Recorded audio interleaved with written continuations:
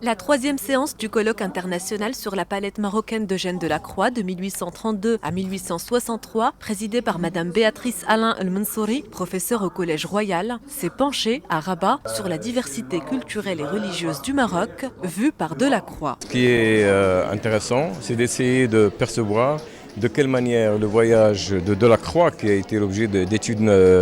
érudites et nombreuses depuis pas mal de temps, peut être interprété d'une façon différente dans la mesure où c'est l'un des peintres qui a rencontré de la façon la plus approfondie, et ce dont il a d'ailleurs été complètement bouleversé, la culture marocaine. Et il a essayé de deviner à travers cette culture ce qu'elle avait de spirituel et de profond, et même d'antique.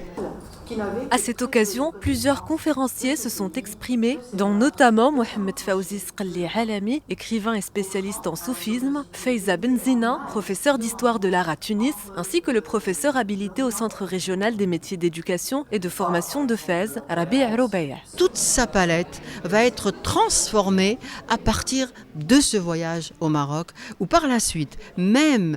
en dehors de ces tableaux orientalistes,